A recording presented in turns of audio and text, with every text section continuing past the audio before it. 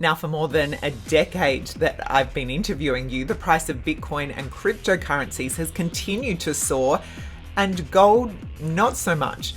Why are you still not a convert, and what would it take you to buy? Well, it's a great question. When you say Bitcoin convert, I don't own any. I don't recommend it to investors. But having said that, I'm not going to say it can't go up. And now, when Bitcoin was going, this is late 2017, it was going up almost $1,000 per coin per week. So it was 8,000, 9,000, 10,000. And I did an interview which got over a million views on YouTube, actually. And I said, this is when it was about 9,000. I said, this could go to 20,000. I won't rule that out. And then it'll crash. And that's exactly what happened. It did go to 20,000 and they crashed all the way down to 3,000. Now you're right, it's back up to 60,000. I get that. And it has some bumps along the way. But Bitcoin does not meet any of the three-part definition of money. So the classic widely accepted definition of money, and there can be many forms of money, and there have been in the past, we know that, but it's a unit of account, it's a store of value, and it's a medium of exchange. So you can preserve wealth in it, you can buy and sell things with it, and you basically do accounting, keep track. So dollar qualifies, Australian dollar qualifies, and so forth. Bitcoin doesn't qualify on any one of those three grounds.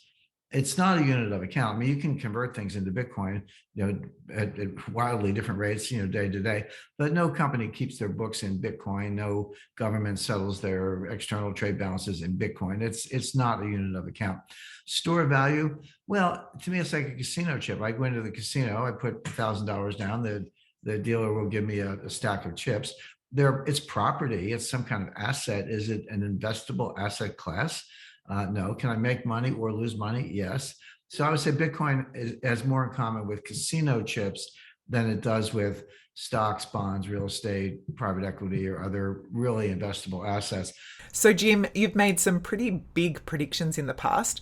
What's your current price prediction for Bitcoin or the myriad of other cryptocurrencies? I think it's impossible to predict where Bitcoin is going to go with any certainty. I'm not sort of punting on the question. What I'm saying is, could it go to 100,000? Yeah. Could it go to 200,000? Yeah. I'm not predicting that, but I'm not going to say that cannot happen.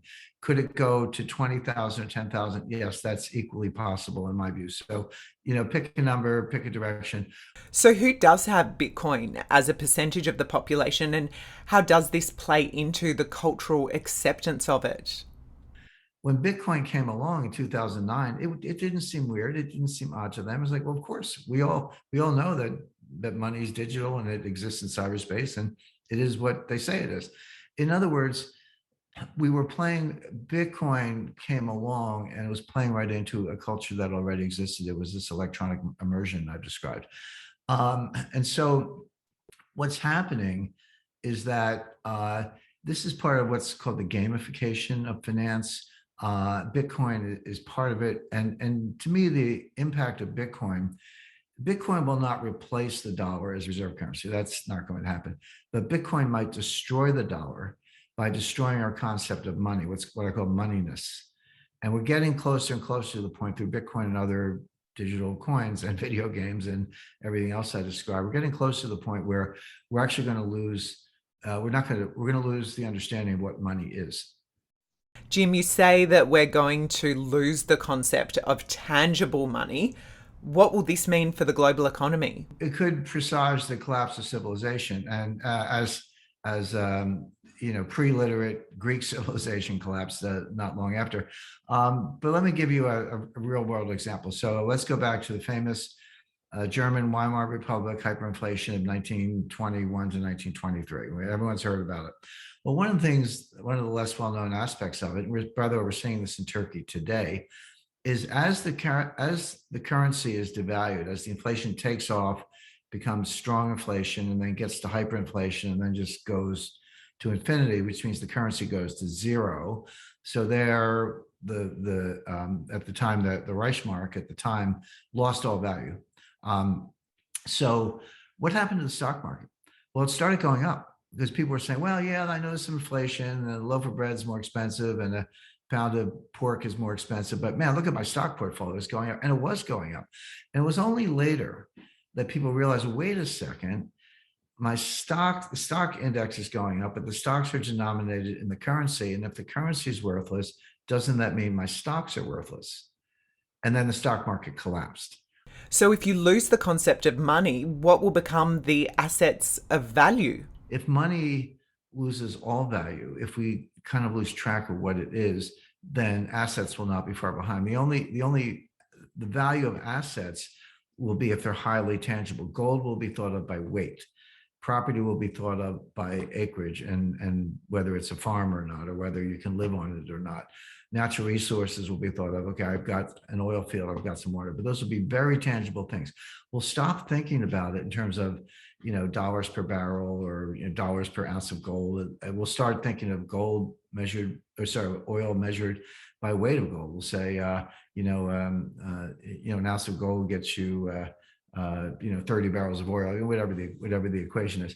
And then the money will be gone. What will be left will be land, gold, oil, water, agriculture, natural resources, small communities. So it could really represent the demise of capital markets and a big aspect of Western civilization. So final question, Jim, what do you perceive as diversification, and how do you then define true diversification and manage this? Yes, I hate cliches, but diversification works. I mean, it works empirically. The problem is that when I say works, I mean, if you do it properly, you can get a higher expected return with the same volatility of a less diversified portfolio. So same volatility with higher return, that's kind of the holy grail of investing. The problem is people don't know what diversification is. I run into people and they say, well, I've got 50 stocks in 10 different sectors. I've got technology, consumer non-durables, minerals and mines, automobiles. I'm fully diversified. And I say, no, you're not. You may have 50 stocks, but you have one asset class called stocks. And when you don't care, they're not heavily correlated. When you care the most, they're completely correlated. They go up together and down together. True diversification, you have a slice of stocks, that's fine. But hard assets, gold and silver, natural resources, private equity, venture capital, if you can find it. And a little slice of Bitcoin. When I was growing up, there was a popular rock song, and the refrain was "Shout, shout, knock yourself out." So I say to people, if you want some Bitcoin, knock yourself out, go get it. I'm not like an anti-Bitcoin crusader. I just have a certain critique. But I also recommend a large allocation of cash, perhaps as much as 30%, for several reasons. Number one, cash is the opposite of leverage. Leverage increases the volatility of your portfolio. It can increase gains, but it can increase losses as well. Cash mutes that. It reduces. You can have volatile individual assets, but cash will reduce the overall volatility. Number one. Number two, if we have deflation, I wouldn't rule that out. Cash could be your best performing asset. The nominal value won't go up at all, but the real value will go up by the inverse of the deflation. So negative 3% inflation, you just made 3% on your cash because it's worth that much more. The third most important is optionality. If there is a crash in the stock markets, and I do believe stock markets are bubbly, or property markets or elsewhere, if you're the one with cash, you can go shopping. You can go out in the Rickards and pick up some really good bargains. So yes, by all means diversify, but do it the right way, which means stocks, bonds, cash, other currencies, gold, silver, land, and a little bit of Bitcoin if you like. Thank you, Jim, for your insights today. And thank you for watching. Now, if you like what you see, please be sure to like and subscribe to MarketLit. Drop us a comment, get in touch, or subscribe to our MarketLit platforms across Twitter, LinkedIn, Facebook, or Instagram. MarketLit is all about exploring tomorrow's trends today, so make sure to tune in and take note.